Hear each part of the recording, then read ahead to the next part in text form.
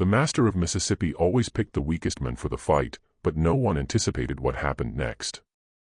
In the heart of Mississippi in 1858, Master Calvin Thornwood followed a brutal ritual. Whenever a slave became unproductive, he summoned them for one final confrontation right there in the middle of the plantation under the blazing sun before everyone. The rule was straightforward. Win and gain your freedom. Lose and die fighting. To the master, it was a method to discard those who no longer served him and to fill the rest with terror. He would call anyone, an old man, a frail young worker, even a sick boy. His violence was the plantation's spectacle. 23 men had faced him. 23 men had died. But on a humid August morning, something shifted. The men Thornwood called that day had been behaving strangely for weeks, moving slower, coughing more, stumbling in the fields. Everyone believed he was dying. Everyone except one person. When the master issued the challenge, the plantation fell into absolute silence. The weak man stepped forward. No fear in his eyes, no hesitation in his steps. And in that moment, some of the older slaves recognized something. A pattern they had seen before. A strategy older than the plantation itself. What happened next would change everything. But the master had no idea what was coming. Before we continue this incredible story of vengeance, don't forget to subscribe to the channel and comment which city you're watching this fight from. Let's keep going. Thornwood Plantation sat on 4,000 acres of Mississippi Delta land, rich, dark soil that yielded cotton in abundance. The kind of land that made white men wealthy and black people suffer. In 1858, the plantation was at peak production. 312 slaves worked from dawn until dark, 6 days a week, with only Sunday afternoons for rest. They lived in rows of crude cabins behind the main house, slept on wooden pallets, ate rations of cornmeal and salt pork, wore clothes made from the cheapest fabric, existing in a state of permanent exhaustion and fear. Calvin Thornwood owned all of this, having inherited the plantation from his father, Richard Thornwood, in 1851. Calvin was 28 years old when he became master. Young, ambitious, and determined to prove himself even more successful than his father. Richard had been a traditional plantation owner. Cruel, yes, but predictably cruel. Whippings for infractions, sales to separate families, overwork until bodies broke, standard methods of control that every plantation used. But Calvin wanted something more. He wanted absolute dominance, wanted his slaves to fear him in ways they'd never feared his father. He studied methods of control, read books about breaking horses, applied those principles to breaking people, developed techniques of psychological torture, of unpredictable violence, of spectacles designed to traumatize and terrorize. And his most effective spectacle was the fights. The ritual started in March 1855. A slave named Abraham had turned 63 that year. His hands were gnarled with arthritis. His back was permanently bent from decades of field work. He couldn't keep up with the younger workers, slowed down his picking crew. Calvin watched him struggling for a week. Then one morning he called him to the center of the workyard. He announced to the assembled slaves that Abraham would fight him. If Abraham won, he'd be freed. If he lost, well, he wouldn't need freedom anymore. Abraham was terrified, knew he had no chance against a healthy young master. But what choice did he have? Refuse and be whipped to death. At least fighting gave him a slim possibility of survival. So he fought, raised his arthritic fists, tried to defend himself. Calvin toyed with him for 30 seconds, let him throw weak punches that missed. Then Calvin struck back. One massive blow to Abraham's jaw. The old man went down. Didn't get up. Calvin kicked him in the ribs, in the head, in the back. Kept kicking until Abraham stopped moving, stopped breathing, died in the dirt while 300 people watched. Calvin stood over the body, breathing hard, covered in Abraham's blood, and he smiled, looked around at the terrified faces. Anyone else want to slow down? Want to become useless? This is what happens. This is what awaits you. The message was clear. Work until you drop or die fighting. Those were the only options. The other plantation owners heard about Calvin's method. Some criticized it. Charles Morrison from the neighboring plantation told Calvin he was destroying valuable property, that selling old or sick slaves was more economical than killing them. But Calvin disagreed. Fear is worth more than the sale price of a worn-out slave. One dead man in the dirt teaches 100 others to work harder. That increased productivity pays for the loss, and he was right. In the months after Abraham's death, productivity on Thornwood Plantation increased 12%. People worked through pain, hid illness, pushed beyond their limits because the alternative was the circle, was the master's fists, was death in front of everyone. The system worked, and Calvin kept using it. Over 3 years, 23 men died in that circle. Not all old, not all sick. Some were just unlucky. Had an accident that left them partially disabled. Got a fever that weakened them. Developed a cough that persisted. Anything that marked them as less than fully productive made them targets. Calvin would wait until someone couldn't hide their weakness anymore, then call them out, make them fight, make them die. The 23 deaths had names, had histories, had families who mourned them.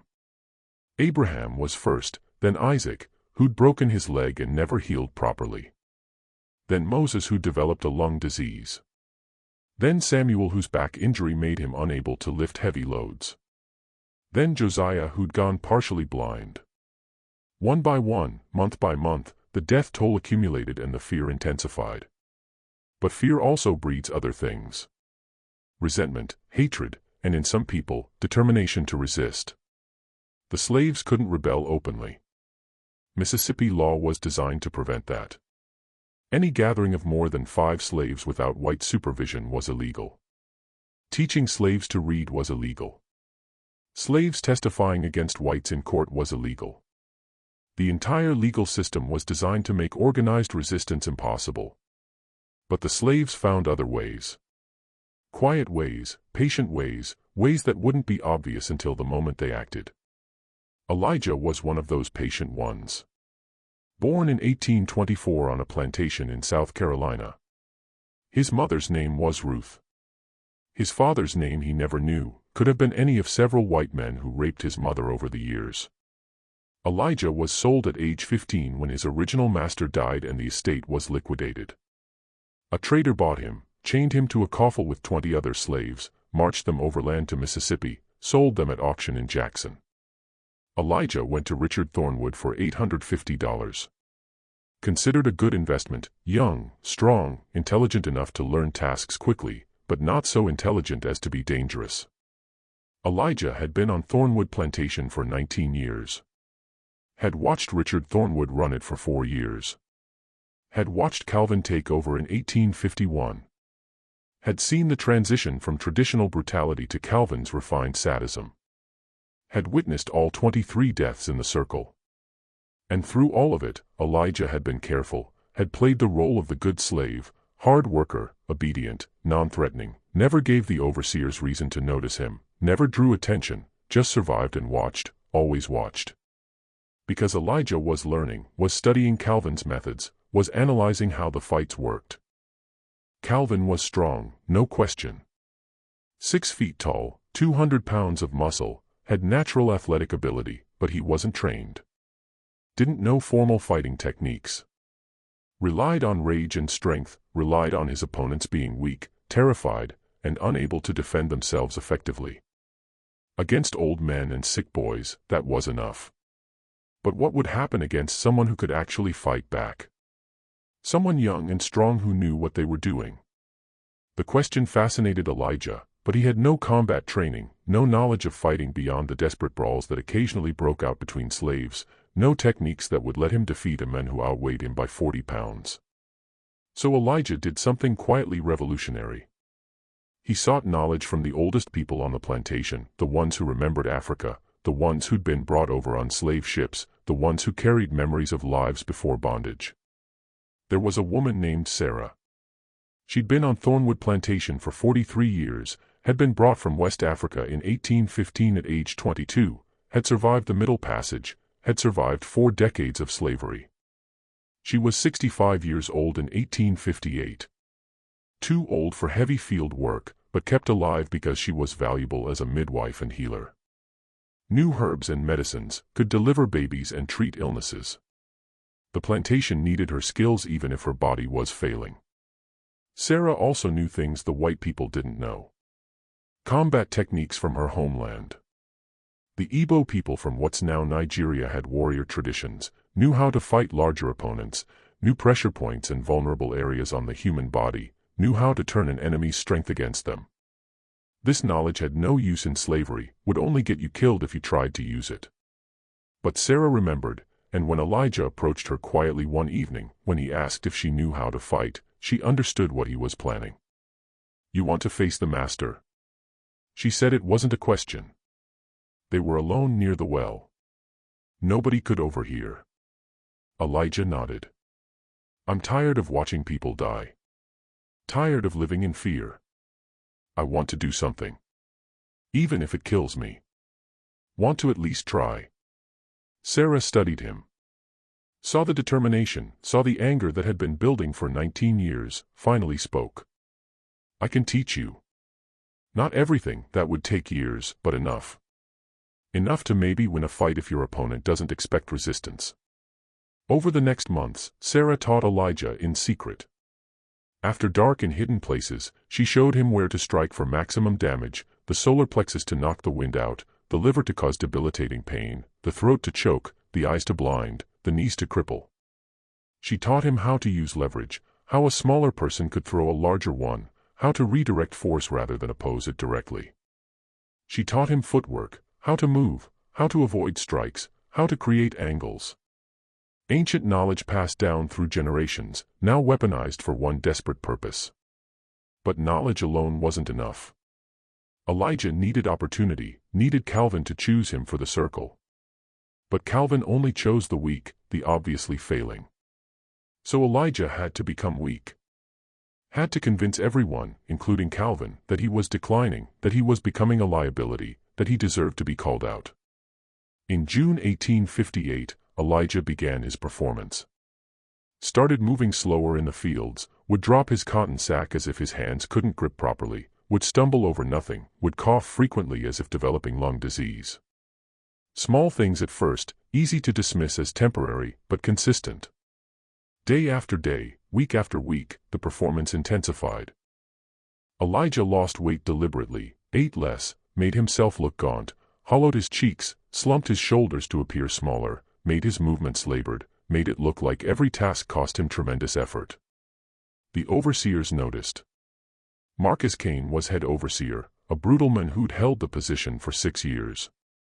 He reported to Calvin that Elijah seemed to be declining rapidly. "Don't know what's wrong with him. Maybe consumption, maybe just worn out, but he's becoming a problem, slowing down his whole work crew." Calvin came to observe, watched Elijah for several days, saw the stumbling, the coughing, the apparent weakness, decided Elijah was used up, would soon need to be disposed of, started planning the next demonstration. But there was one person who saw through Elijah's act. Sarah knew, obviously, because she was helping him plan it. But there was also a young woman named Grace. She was 23 years old, had been born on the plantation, was beautiful despite the hardships of slavery, and she was in love with Elijah. They'd been together for 2 years, not married. Slaves couldn't legally marry, but together in every way that mattered. Grace knew Elijah better than anyone. Knew his real strength, knew his intelligence, and she realized what he was doing. She confronted him one night. They were alone in his cabin. "You're planning something. Planning to get called to the circle. Planning to fight Calvin." Elijah didn't deny it. Couldn't lie to her. "I have to do something. Can't just wait to get old and die in that circle like everyone else." Grace's eyes filled with tears. "You'll die anyway. Even if you win the fight, they'll kill you afterward. You know that. There's no escape from this."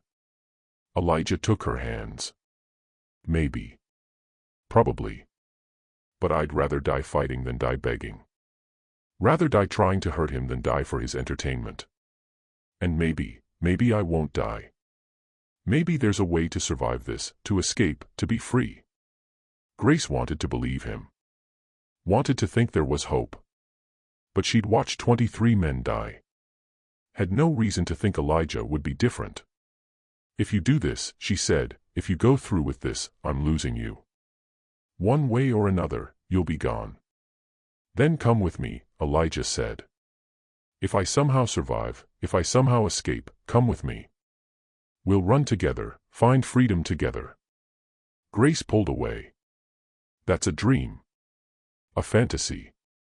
No one escapes Mississippi. The slave catchers always find you. Always bring you back. And even if you made it north, I'm a woman. I can't run like you can. I'd slow you down. Get us both caught." She was crying now.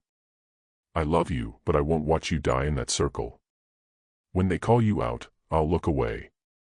I can't watch it happen." Elijah understood. It was too much to ask, too much to expect anyone to witness. He held her while she cried, memorized the feel of her, the smell of her, knowing this might be their last night together, that his plan would either lead to freedom or death, that either way, this life was ending. After she left, Elijah lay awake. Thought about turning back, about abandoning the plan, about just continuing to survive. But he couldn't. Had gone too far. Had committed too completely. Had to see it through. The call came on August 15, 1858. A Monday morning, humid even at dawn. The temperature would reach 95 degrees by noon. The field slaves assembled in the workyard for their assignments. The overseers were organizing crews when Calvin emerged from the big house. He was dressed casually, white linen shirt, dark trousers, leather boots. He walked with the confidence of someone who'd never lost, someone who'd killed 23 men and felt invincible. Marcus Kane rang the bell. 3 sharp strikes, the signal that meant stop everything, the signal that meant someone was about to die. All work stopped. All 312 slaves assembled. They knew what was coming. Had seen it 23 times before. Knew every detail of the ritual. The circle marked in dirt. The fight that wasn't really a fight. The inevitable death. Some looked resigned. Some looked terrified. All looked trapped. Calvin surveyed the crowd. Let the tension build. Let the fear spread. Enjoyed the power of the moment. Finally spoke. "We've got dead weight on this plantation. People not pulling their share. People taking resources without producing value." His eyes found Elijah in the crowd. "Elijah, step forward." The crowd parted, created a path. Elijah walked through it, head down, shoulders slumped, every movement suggesting exhaustion and defeat. He stopped 15 feet from Calvin. Didn't look up. Played his role perfectly. "You've been declining," Calvin said. "Getting weak, becoming useless. I've been watching you, seen you stumbling around, coughing, acting like you can barely work. So, we're going to settle this the usual way. You and me, right here, right now. Same rules as always. You win, you're free. You lose." He smiled the terrible smile the slaves had learned to fear. "Well, you won't have to worry about being tired anymore." The white overseers laughed. They stood in a loose circle around the workyard. 6 of them, all armed with whips and clubs, all there to prevent any slave from interfering. All confident in the outcome. They'd seen this 23 times. Knew how it ended. Another dead slave. Another reminder of who had power. Another day at Thornwood Plantation. But something happened that made Calvin pause. Elijah raised his head, looked directly into Calvin's eyes, and smiled. Not a submissive smile, not a fearful smile, a knowing smile. The smile of someone who has a secret. "I accept your challenge, Master. Let's see what happens." The way Elijah said Master was wrong. Carried mockery. Carried disrespect. Carried confidence that shouldn't exist. Calvin felt something unfamiliar, a flutter of doubt. But he'd issued the challenge, had witnesses, couldn't back down now without looking weak. "Marcus, mark the circle," he ordered. Marcus Kane used a stick to scratch a circle in the dirt, 20 feet in diameter, standard size. 23 men had died within that circle. About to be 24. Calvin removed his shirt, revealed his physique. 6 feet tall, 200 pounds of muscle, arms thick from years of riding and manual work, chest broad, shoulders powerful. He was in his prime at 35 years old. Looked like what he was, a dangerous man. The slaves who'd never seen him without a shirt murmured. Their fear intensified. How could anyone fight that? Then Elijah removed his shirt, and everything changed. His body wasn't wasted at all. Was lean and defined. Muscles clearly visible under skin. Scars everywhere, back, chest, arms. Testimony to 19 years of slavery. But underneath the scars was strength. Real strength. Not the appearance of weakness he'd been showing for 2 months, his actual body. Grace gasped. Sarah nodded slightly. A few of the older slaves who'd suspected smiled grimly. The deception was revealed. Calvin stared, felt rage building. "You've been playing me. Pretending to be weak. Making a fool of me." Elijah shrugged. "You chose to believe what you saw. Chose to think I was dying. That's not my fault. That's yours." The insolence was shocking. Slaves didn't talk to masters like that. Didn't show defiance. Didn't mock. Calvin's hands clenched into fists. "I'm going to kill you slowly. Going to make you regret every word, every lie, every moment you thought you were clever." "Maybe," Elijah said. "Or maybe today is the day you learn you're not invincible. That you can be beaten. That you can die." He rolled his shoulders, loosened his neck, bounced on the balls of his feet, moved like someone who knew how to use his body, like someone who'd trained. Calvin felt doubt intensify, but also rage. This slave needed to be destroyed, needed to be made an example, needed to die badly. Marcus dropped his hand. The fight began. Calvin charged immediately, used his standard tactic, overwhelming aggression, rush forward, drive the opponent back with size and violence. Had worked 23 times. But Elijah didn't retreat, didn't panic. Stepped to the side at the last second, let Calvin's momentum carry him past. As Calvin stumbled by, Elijah drove his elbow into Calvin's ribs, hard, precisely placed, used all his weight and leverage. The impact broke 2 ribs. Calvin gasped. Pain exploded through his chest. He'd never been hurt in these fights. Never felt real pain. Had always been the one inflicting it. The shock was almost as bad as the injury. He turned, faced Elijah. Saw the slave was smiling again. "That's for Abraham," Elijah said quietly. "For the first man you killed." Calvin roared, charged again, swung a massive fist at Elijah's head, but Elijah ducked under it, came up inside Calvin's guard, drove 3 rapid punches into his torso. Solar plexus, liver, kidney.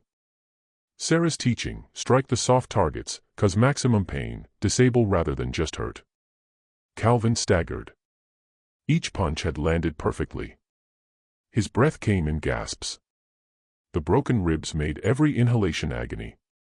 The liver shot sent nauseating pain through his abdomen. The kidney strike made his back spasm. He was hurt, seriously hurt, and the fight had barely started. The crowd of slaves watched in absolute silence. This wasn't following the script. The master was supposed to win easily, was supposed to beat the slave to death within minutes. But Elijah was winning. Was dominating. Was making Calvin look slow and clumsy. The implications were staggering. If the master could be beaten, if he could be hurt, then maybe he wasn't as powerful as he seemed. Maybe the system wasn't as strong. Maybe resistance was possible. Calvin tried to grapple, tried to use his weight advantage, charged again, this time got his arms around Elijah, lifted him off the ground, tried to throw him, but Elijah twisted, used techniques Sarah had taught him, found leverage points, shifted his weight, turned Calvin's strength against him, somehow reversed the throw. Calvin found himself flying through the air, hit the ground hard, dust erupting around him, breath knocked out of his lungs. Before he could recover, Elijah was on him. Mounted his chest, fists raining down, face, throat, temples. Each strike calculated, each one designed to cause maximum damage. Calvin tried to cover up, tried to protect his head, but the strikes kept coming. His nose shattered, blood poured from his nostrils, his lips split, teeth broke, eyes began swelling shut. The beating was systematic, methodical. 19 years of accumulated anger channeled into focused violence. Marcus Cain started moving forward, started to intervene. The master was losing, was being beaten badly. This couldn't be allowed to continue. But Sarah stepped directly into his path. An old woman blocking a young overseer. The master said it was a fair fight, she said loudly, loud enough for everyone to hear. Said the rules were simple. Win and earn freedom, lose and die. Those were his words. You interfere now, you prove his word means nothing. Prove he can't win his own fights. Marcus hesitated.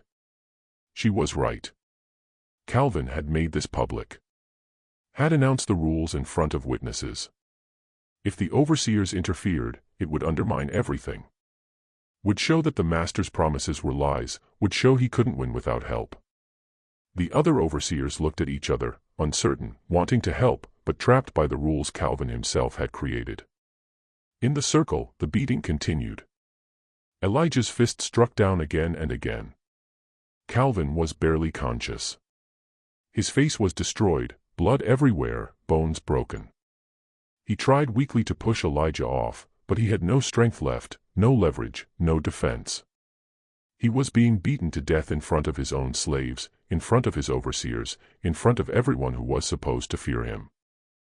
Finally, Elijah stopped, stood, looked down at Calvin, who was semi-conscious, bleeding heavily, barely breathing. You said I'd win my freedom, Elijah said, loud enough for everyone to hear. You said those were the rules. You lose, I'm free. That's what you promised. He looked around at the assembled crowd, making sure every witness heard. Establishing his claim. I won according to your own rules. I'm free. For a moment, nobody moved. The slaves were in shock. The whites were paralyzed by disbelief. Then Marcus found his voice. You're a dead man. You know that, right? Even if you won the fight, you can't walk away from this. We'll hunt you down. We'll kill you. And it'll be slow. It'll be painful. We'll make an example that lasts for days. Elijah nodded. Probably. But for right now, for these few minutes, I'm free. I beat him.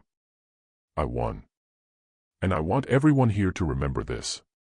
Remember that he's just a man, that he bleeds, that he can be beaten. Remember that you don't have to accept this, that resistance is possible. He looked directly at the slaves. Spoke to them, not to the whites. Remember me. Remember what happened here. And when your moment comes, when you get your chance, be ready. Be brave. Fight back. That's when the other whites arrived. Plantation owners from neighboring properties who'd been visiting. Guests from the big house who'd been watching from the porch. Other overseers who'd been working distant fields. They came running when they heard the commotion. Came to restore order, to punish this insurrection, to make an example. Within minutes, 20 white men surrounded Elijah. All armed, some with guns, some with whips, some with clubs. 20 against 1. No chance of survival. But Sarah had planned for this. Had spent weeks preparing, had recruited allies, had created contingency plans. The moment the whites started closing in on Elijah, she shouted one word, a word in Igbo, her native African language, a word the whites didn't understand. Ugbu-a. Now. And the plantation exploded into coordinated chaos. 60 slaves moved at once, not attacking the whites, that would have been suicide, but creating confusion, running in different directions, screaming, making noise, dropping tools with loud crashes, creating sensory overload. The whites couldn't focus on Elijah because they were being overwhelmed by motion and sound and confusion. Couldn't shoot into the crowd without hitting each other or valuable property.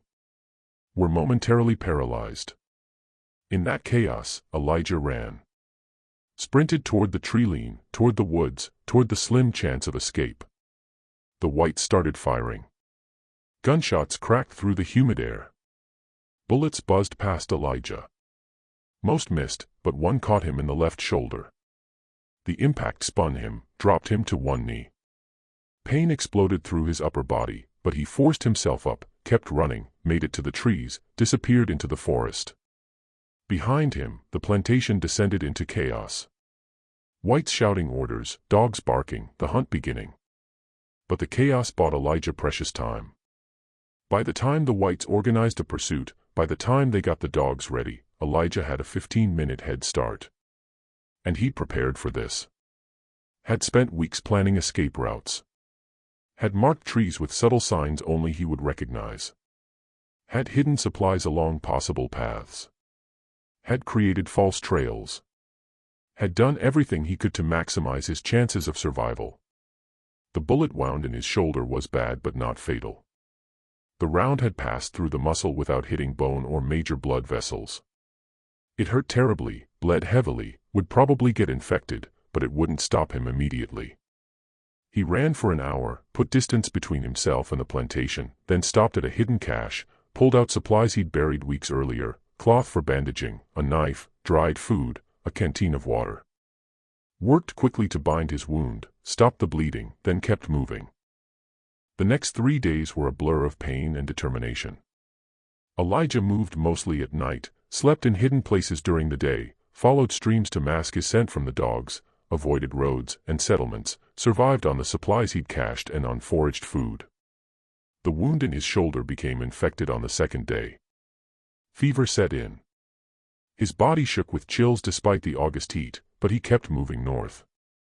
Always north, following the North Star, following the path to freedom. Behind him, Thornwood Plantation was in turmoil. Calvin survived the beating, but barely. Spent 2 weeks in bed. Doctor from town said he'd live, but would never be the same. Broken bones healed wrong, face permanently disfigured, lost his right eye, suffered constant pain from his injuries. But worse than the physical damage was the psychological wound. He'd been beaten publicly by a slave. Everyone had seen. His mystique was shattered, his authority destroyed. He was just a man who could bleed and lose and be humiliated. The other plantation owners were horrified. Not by Calvin's methods, most approved of those, but by his failure. He'd shown weakness, had allowed a slave to defeat him, had created a dangerous precedent. The story spread rapidly. Within days, every slave in the county knew about Elijah beating Master Thornwood. The story gave them hope, gave them ideas, gave them belief that resistance was possible. The plantation owners knew this was dangerous, tried to suppress the story, claimed Elijah had cheated somehow, claimed Calvin had been ill, made excuses. But the slaves knew the truth, had seen it, and couldn't be convinced otherwise. Calvin sent slave catchers after Elijah, professional bounty hunters who specialized in tracking runaways, offered a $1,000 reward, an enormous sum, enough to motivate hunters from multiple states. They searched for weeks, found signs of Elijah's passage, blood on leaves from his wounded shoulder, footprints in mud, evidence he'd camped in certain locations, but they never caught him. Never even got close. Because Elijah had help. The Underground Railroad, the secret network that helped escaped slaves reach free states. Conductors had been watching Thornwood Plantation, had heard about Calvin's brutality, had been looking for ways to help. When they learned about Elijah's escape, about his brave fight, they mobilized resources, found him in Tennessee. He was barely alive. Infection had nearly killed him, body wasted from fever and lack of food. But he'd made it out of Mississippi, was in reach of freedom. The conductors hid Elijah in a root cellar for 2 weeks, treated his infected wound, fed him, let him recover strength, then moved him along the network, from Tennessee to Kentucky, from Kentucky to Ohio. Each leg of the journey risky, each border crossing dangerous. But the conductors were experienced, had moved hundreds of escaped slaves, knew the routes, knew the safe houses, knew how to avoid slave catchers. In October 1858, Elijah crossed into Ohio, collapsed in the home of a Quaker family named Miller, was delirious with fever. The Millers nursed him back to health. Took weeks, but slowly Elijah recovered. His shoulder healed, his strength returned. And for the first time in his life, he was free. Actually, legally free, standing on free soil. No longer property, a human being with rights. But freedom came with grief. Elijah had left people behind. Grace, the woman he loved. Sarah, who taught him how to fight. The 60 slaves who'd created chaos to help him escape. He learned later that Sarah had been whipped nearly to death as punishment for her role, that 3 other slaves had been sold south, that Grace had been sold to a plantation in Alabama. All because they'd helped him. The guilt was crushing. He'd won his freedom at the cost of their suffering. Elijah tried to return for them, tried to organize a rescue, contacted abolitionists, offered to guide a raid, but they refused. Too dangerous, too likely to fail, too likely to get everyone killed. Told him the best thing he could do was survive, build a life, prove that escape was possible, be a symbol of hope. It wasn't the answer he wanted, but it was the only realistic one. In 1861, the Civil War started. Elijah immediately volunteered. Joined the 1st Kansas Colored Infantry, one of the first black regiments. Was 37 years old, but strong and experienced. Fought at Island Mound in October 1862. Fought at Honey Springs in July 1863. Survived multiple battles. Rose to sergeant. Led men in combat. Killed Confederate soldiers without hesitation or guilt. Each one represented the system that had enslaved him. Each death was justice. When the war ended in 1865, Elijah was 41 years old. He returned to Mississippi as part of the occupying Union forces, went back to Thornwood Plantation, found it burned, abandoned. Calvin had fled when Union troops approached, never returned. The plantation was seized by the government. The land was supposed to be redistributed to freed slaves, but that promise was broken. Eventually, the land was sold to northern investors. The freed slaves got nothing. Elijah found Sarah still there. She'd survived the war, was 72 years old, free, but with nowhere to go, no resources, no support.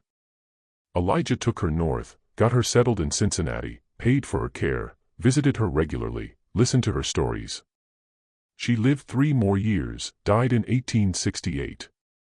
Her last words to Elijah were, "You made it count. You made my sacrifice worth something. Thank you." Elijah tried to find Grace. Learned she'd been sold multiple times. Last known location was a plantation near Mobile, Alabama. But by the time he traced her there in 1866, she was gone, dead from cholera in 1864. Never knew that slavery ended. Never knew that Elijah had survived. Never got to experience freedom. The loss devastated Elijah. He'd hoped to find her, to reunite, to build a life together. But that dream died with her. Elijah settled in Ohio, married a woman named Rebecca in 1867. She was a former slave from Kentucky, understood his pain, his nightmares, his survivor's guilt. They built a life together, had 7 children, worked hard, bought land, farmed, raised their children in freedom, taught them to read and write, sent them to school, gave them opportunities he'd never had.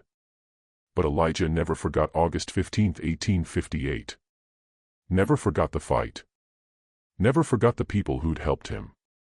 He told the story often, to his children, to his grandchildren, to anyone who would listen, made sure it was recorded, made sure it was preserved.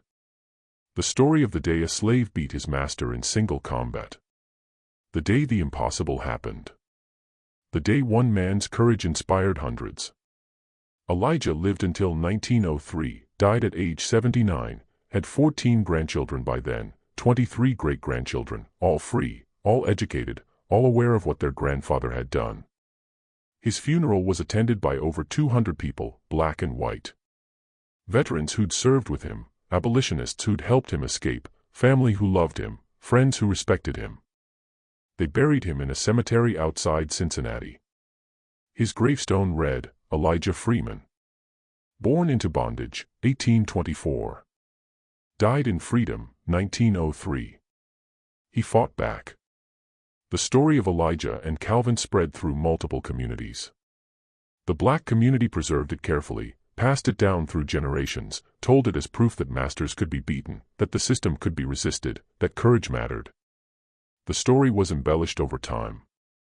Some versions said Elijah killed Calvin. Some said he freed all the slaves on the plantation.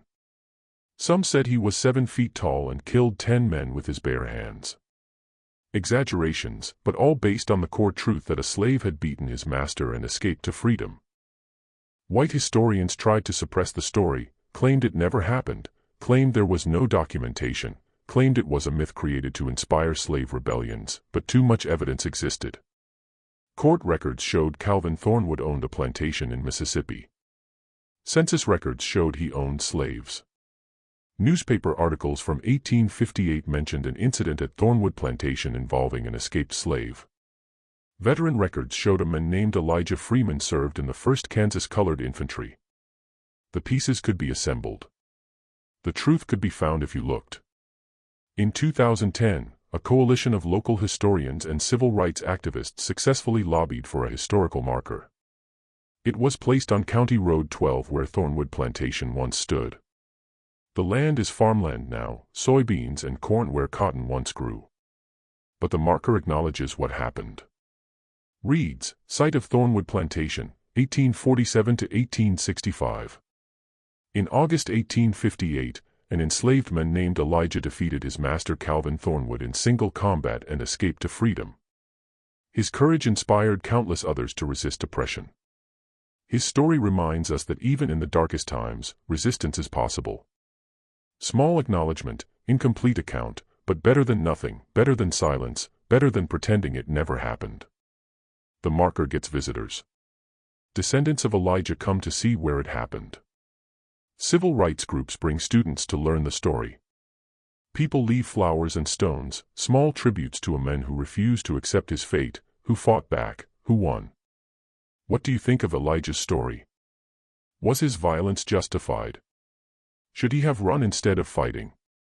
Should Sarah and the others have helped him, knowing the consequences? Should he feel guilty about the suffering his escape caused others? These questions don't have easy answers. Violence as resistance to oppression is morally complex. Helping someone escape when it brings punishment on yourself requires extraordinary courage. Surviving when others don't creates a burden of guilt. But what's undeniable is that Elijah refused to accept his fate, chose to fight, chose freedom over safety, and through intelligence, planning, and courage, achieved what seemed impossible. His story matters because it counters the myth of the passive slave.